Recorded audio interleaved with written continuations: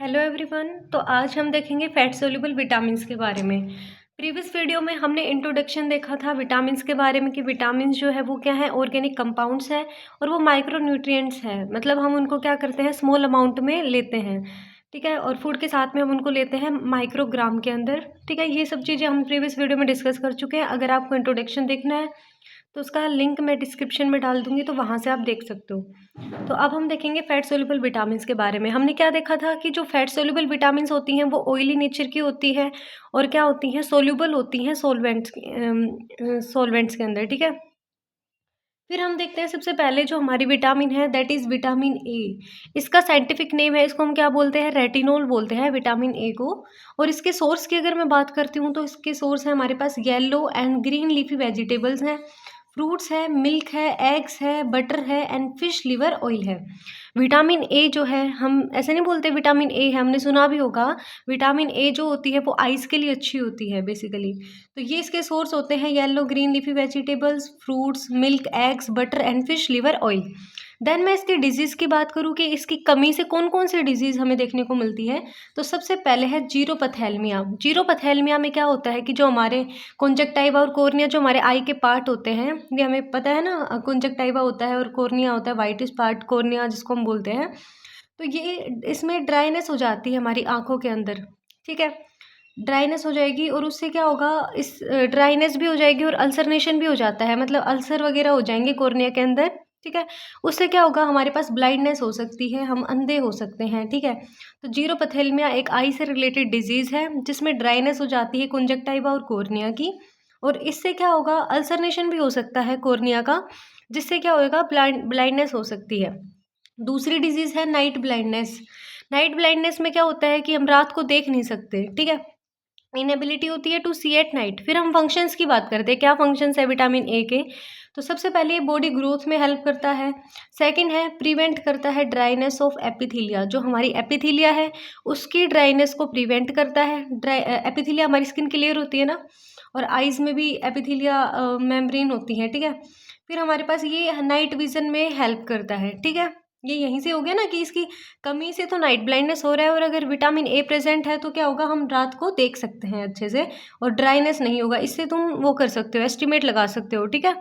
बल्कि तुम्हें पता होना चाहिए, डिफिशियंसी डिजीज अगर तुम्हें पता है तो फंक्शन ऑब्वियसली तुम आराम से बता सकते हो कि क्या क्या फंक्शन है। फिर सेकंड अब मैं बात करूँ विटामिन की, तो विटामिन डी है जिसको हम क्या बोलते हैं, कैल्सीफिरोल बोलते हैं। और सनसाइन फैक्टर बोलते हैं इसको। सनसाइन फैक्टर क्यों बोलते हैं, क्योंकि हम सन से लेते हैं इसको, विटामिन डी को। इसके सोर्स होते हैं हमारे पास फिश है, लिवर ऑयल है, एग योक है, मिल्क है, लीवर है, और जितने भी लिपिड के एनिमल सोर्स हैं वो सारे इसके हमारे पास क्या है, लिपिड एनिमल सोर्स जो हैं वो सारे विटामिन डी के सोर्स हैं। ये ऑल्सो फॉर्म्ड इन स्किन, हमारी जो स्किन है उसके अंदर भी ये बनता है, यूवी रेज जो होती हैं उनकी प्रेजेंस में बनता है स्टीरोल से, ठीक है। और इसकी कमी से होता है रिकेट्स इन चिल्ड्रंस। रिकेट्स का मतलब होता है, रिकेट्स होगा चिल्ड्रंस में, हमने फोटो नहीं देखी, एनसीईआरटी के पेज पे भी मिलेगी हमें। रिकेट्स में क्या होता है कि वीक बोन हो जाएंगी हमारी, सॉफ्ट बोन हो जाएंगी, फ्लेक्सिबल बोन हो जाती हैं बहुत ज़्यादा, ठीक है। और डिस्टोर्टेड स्केलेटन हो जाता है। डिस्टोर्टेड का मतलब होता है बिल्कुल छोटा स्केलेटन, या फिर हम बोलते हैं बिल्कुल ऐसा लगेगा कि मरियल टाइप में। तो बिल्कुल डिस्टोर्टेड स्केलेटन हो जाता है। बो लेग्स हो जाएंगी, बिल्कुल ऐसे ही, वो मुड़ी मुड़ी लेग्स नहीं हो जाती वैसी लेग्स हो जाएंगी। पिजन्स ब्रेस्ट होती हैं, मतलब पिजन्स ब्रेस्ट का मतलब होता है बिल्कुल वो जो निप्पल्स होती हैं हम बोलते हैं ब्रेस्ट की, वो बिल्कुल छोटी छोटी होंगी, मतलब पिजन्स जैसी ब्रेस्ट हमें देखने को मिलेगी। और ये किसकी कमी से हो रहा है, कैल्शियम की कमी से हो रहा है। और calcium due to vitamin D, vitamin D के अंदर जो विटामिन डी की जो डिफिशियंसी है और कैल्शियम की जो कमी है उसकी वजह से हमारे पास रिकेट्स हो रहा है चिल्ड्रंस में। इसके बाद हमारे पास आता है सेकंड डिजीज विटामिन डी की, जिसको हम बोलते हैं ओस्टियोमलेशिया, ठीक है। तो हम क्या बोलते हैं उसको, ओस्टियोमलेशिया। ओस्टियोमलेशिया में क्या होता है कि प्रेग्नेंट वुमेन जो होती है उनके अंदर होता है ये। इसमें क्या हो जाएगा कि जो softening of bone, specifically pelvic girdle, pelvic girdle हमें पता होता है, एब्डोमिनल, पेल्विक, ये सब पता है ना, पेल्विक गर्डल ये जो जहाँ पे हमारे प्राइवेट पार्ट्स वगैरह होते हैं, और यहाँ यहाँ पे जो बोन्स होती हैं जो कैरी करती हैं उसको, चाइल्ड को, उसको हम पेल्विक गर्डल बोलते हैं, ठीक है। तो पेल्विक गर्डल जो होती है इनकी जो बोन है वो बहुत ज़्यादा सॉफ्ट हो जाएगी। और तुम एक बात सोचो, अगर बेबी है, प्रेग्नेंट वूमेन है, प्रेगनेंसी के टाइम पे जब उसकी डिलीवरी होगी, तो जब वो बच्चा पेल्विक गर्डल से बाहर निकलता है, मतलब वहाँ वहाँ से प्रेशर लगेगा, पुशअप होगा, तो क्या होगा कि वो जो सॉफ्ट बोन रहेगी, सॉफ्ट बोन है तो वो क्या नहीं कर पाएगी, डिफ़िकल्ट पार्चुरेशन हो जाएगा, बच्चे को डिलीवर नहीं कर पाएगी। तो उसको हम बोलते हैं ऑस्टियोमलेशिया। और ये किसकी कमी से हो रहा है? विटामिन डी की कमी से हो रहा है, ठीक है। और इसका फंक्शन होता है कैल्शियम और फास्फोरस का बैलेंस बना के चलता है ये बॉडी फ्लूइड्स के अंदर। कौन? Vitamin D. फिर हमारे पास एक थर्ड विटामिन है, और ये कौन से विटामिन पढ़ रहे हैं हम? Water sorry fat soluble vitamin देख रहे हैं हम, ठीक है। फिर हम देखते हैं vitamin A E. Vitamin E जो है उसको हम बोलते हैं टोकोफिरोल, और इसको ब्यूटी विटामिन भी बोलते हैं, और एंटी स्टेरिलिटी होती है इससे। तुमने वो नहीं देखा, हम बहुत सारे प्रोडक्ट्स यूज़ करते हैं, स्किन प्रोडक्ट, तो उन पे लिखा होता है कि विटामिन ई रिच है, इसके अंदर विटामिन ई प्रेजेंट है।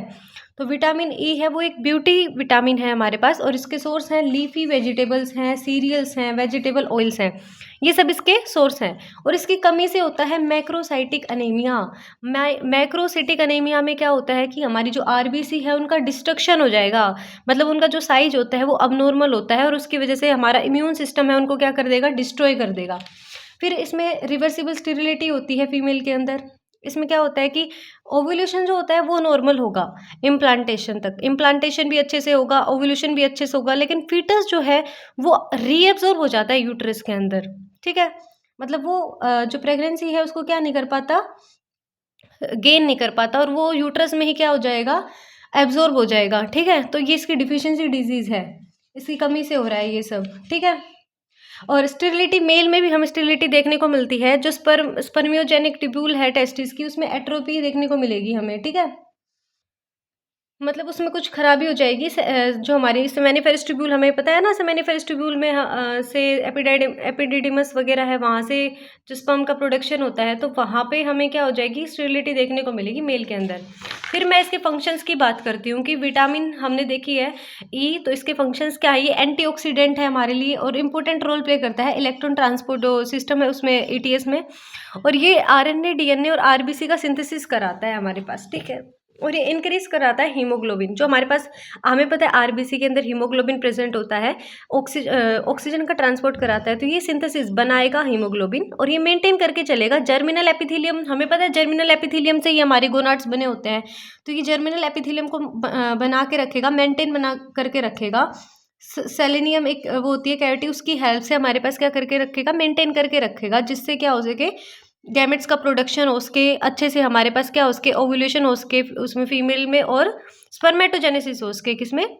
मेल्स के अंदर। स्पर्मेटोजेनेसिस पता है ना, स्पर्म फॉर्मेशन ऑफ स्पर्म, ठीक है, फ्रॉम टेस्टिस। और उसमें ओव्यूलेशन में क्या होता है कि जो हमने बहुत सारी फेजेस पढ़ी होंगी, मेंस्ट्रुअल साइकिल में ओव्यूलेशन भी होता है, 14th डे पे होता है ये फीमेल्स में, जब एग रिलीज होता है, ठीक है।